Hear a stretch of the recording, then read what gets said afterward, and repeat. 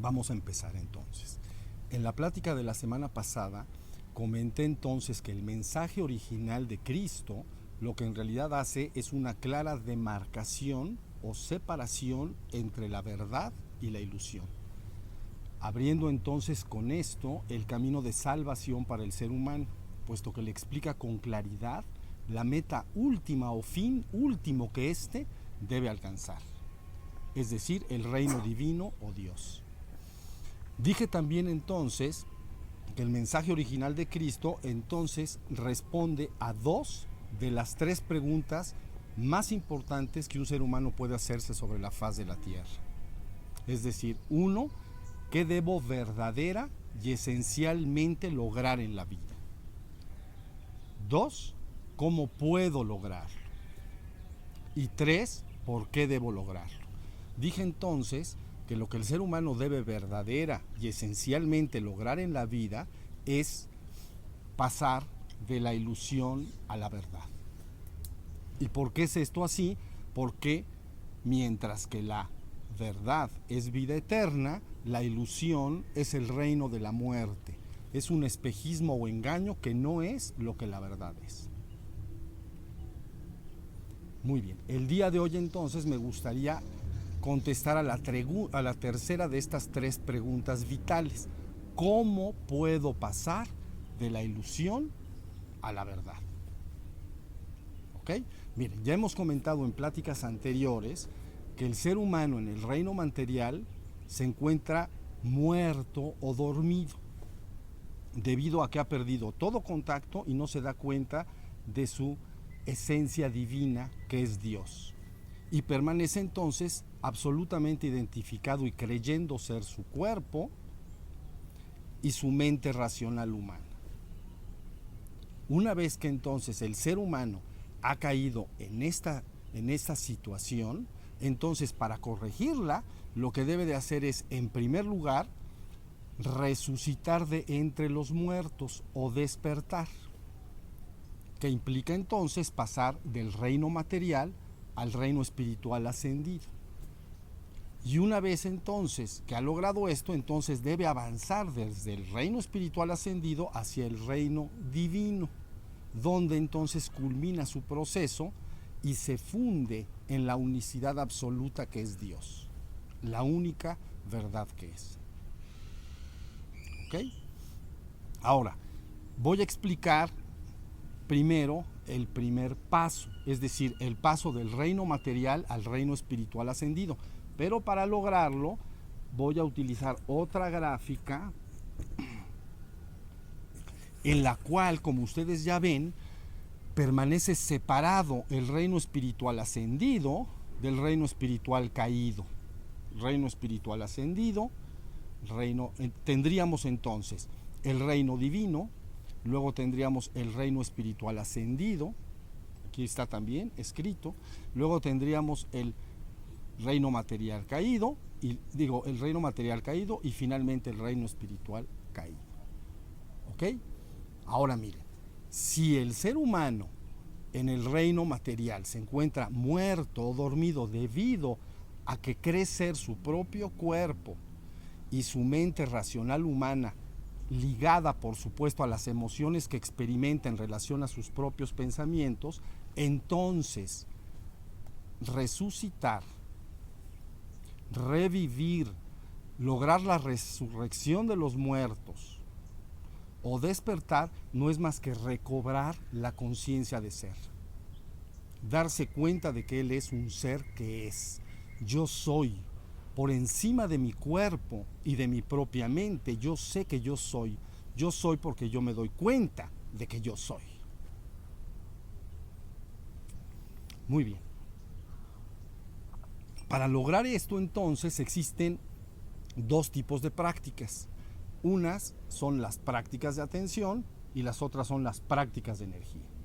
Por un lado, las prácticas de atención lo que logran en aquel que las practica es que conforme va avanzando en su proceso cada vez puede estar mayores periodos de tiempo del día en estado de ser, dándose cuenta de que él es un ser que es. Y esto es precisamente revivir resucitar de entre los muertos o despertar, como ya comenté. Muy bien. Hagan de cuenta que las prácticas de atención son muy variadas. Todos los ejercicios de atención que ayuden a desarrollar la atención, entonces sirven para este fin. Y el capítulo 3 de nuestro libro, entonces explica una serie de estos ejercicios. Lógico, se incluye la atención a la respiración, la atención al cuerpo, la atención a los movimientos y posiciones del cuerpo, la atención a las sensaciones, la atención a los sonidos, olores y sabores que percibimos, la atención entonces a las emociones, la atención a los propios pensamientos que aparecen en la mente mientras los vigilamos de forma imparcial como testigos imparciales, etc. Por el otro lado, entonces, las técnicas de energía lo que están buscando esencialmente es ascender o subir la energía del fuego sagrado desde la base del tronco hacia la cabeza para colaborar entonces con el despertar y recobrar la conciencia de ser. ¿Ok? Ahora, conforme este proceso de despertar y resucitar de entre los muertos se va llevando a cabo, entonces aparece otro proceso de manera simultánea que llamamos purgación. La purgación de las impurezas y obscuridades dentro de la propia mente consciente y subconsciente del ser humano, y que están asociadas a emociones tales como el odio, el miedo, los celos, la envidia, la ira, etcétera, y que pertenecen al reino espiritual caído.